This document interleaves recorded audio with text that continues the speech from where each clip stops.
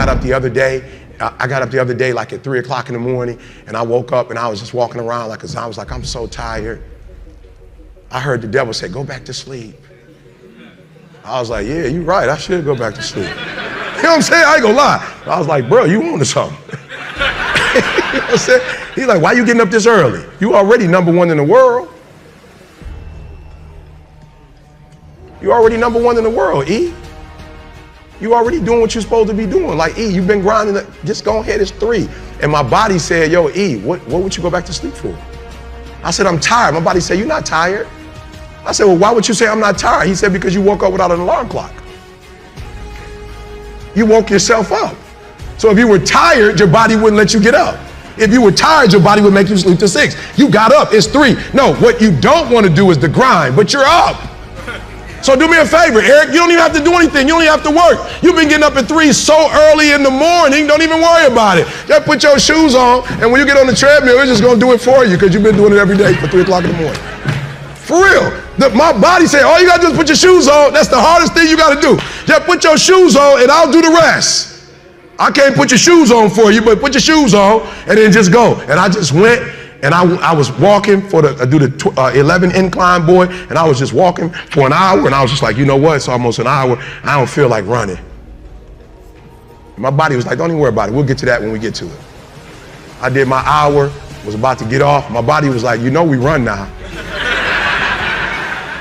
I said, what? We run now, let's go. You ain't tired?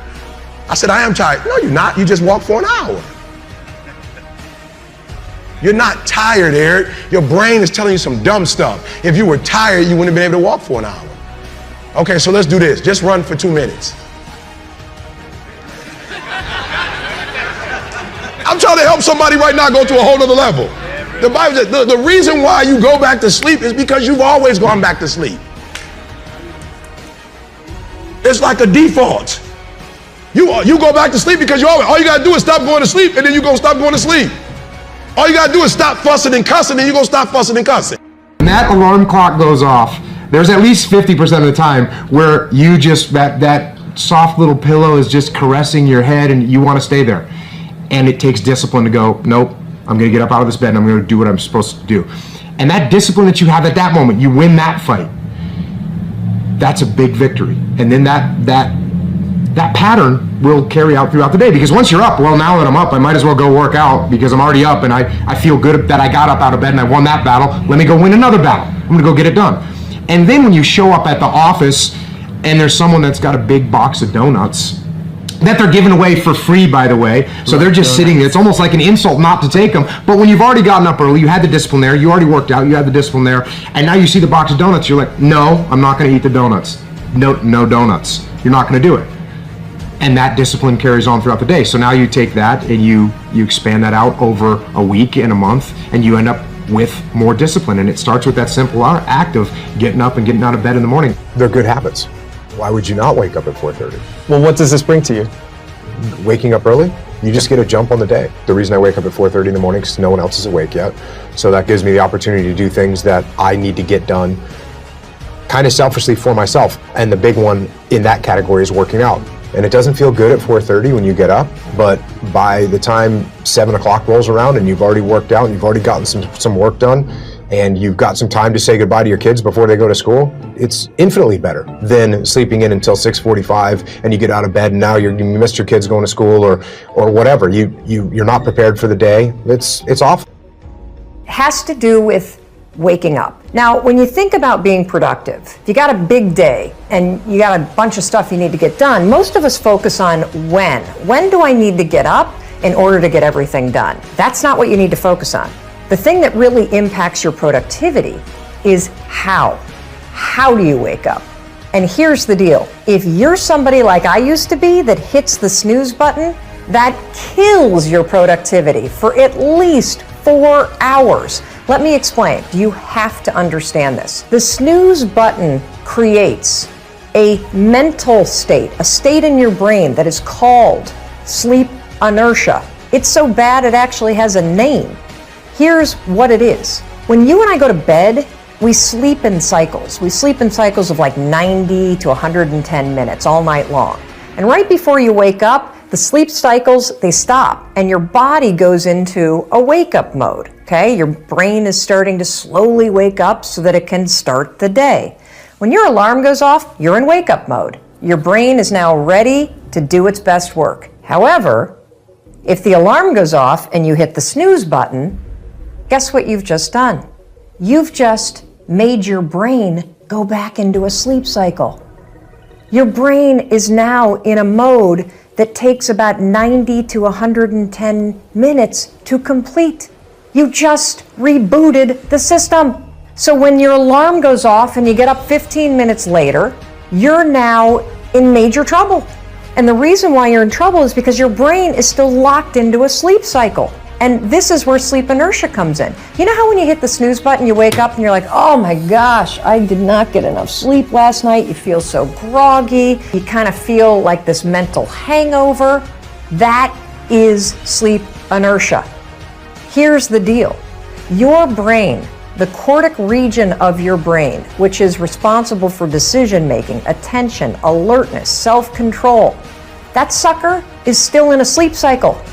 And now that you're awake, it's going to take the cortical region almost 4 hours to actually snap out of that sleep cycle. That's why you feel groggy. It's because the part of your brain that's responsible for critical thinking and being alert, it's actually still asleep. If you don't already do this, you've got to train yourself to be the kind of person that doesn't use the snooze alarm.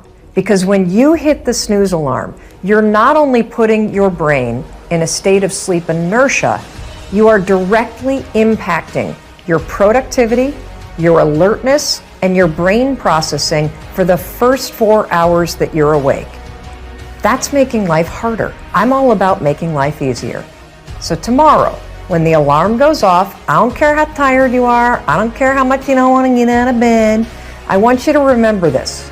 I want you to remember that you've got to wake up and give your brain its best shot to do its best work. And the way you're going to do it, 5, 4, 3, 2, 1, turn off that alarm and get up. Seize the day and go be productive. When you wake up in the morning, your willpower is strongest. When you wake up in the morning, you've got a full well of mental focus, and we know that focus in our world is even more valuable than intelligence. And I could go on the benefits. I mean, you get up at 5 a.m., you've got the world to yourself. There's no crowds. You can think, you can plan, you can care for yourself in a world where so many people are so depleted. And so the 5 a.m. club really is a game changer. And then it's not just get up at 5 a.m. and, scratch your stomach or stare up at the ceiling. Or look at your phone. Or look at, especially not. I believe you can play with your phone or change the world. You don't get to do both. Yeah. And so the 5 a.m. club method is based on the 20-20-20 formula. I'm happy to get into it, but that is tell us what it is. That's the revolutionizer. And it started from my experience with working with many billionaires. I've coached many of the most successful financiers and titans of industry for over 2 decades. And one of the things I would run them through is the way you begin your day sets up the way you live your day.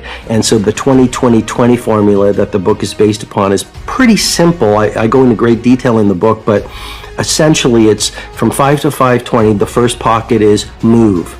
And I'm a fanatic about neuroscience, and why do you get up and move? Because you're going to release serotonin, which is going to make you feel better. You're going to release dopamine, which is the pleasure and inspirational neurotransmitter. You're going to release norepinephrine, which will boost your focus. You'll promote neurogenesis. Marie, you can actually grow new brain cells. Oh, You'll hell yeah, increase your metabolic rate. So the way you feel when you first wake up is not the way you're going to feel at 5:20. Second pocket of the 20-20-20 formula, 20 minutes from 5:20 to 5:40. That's on reflection.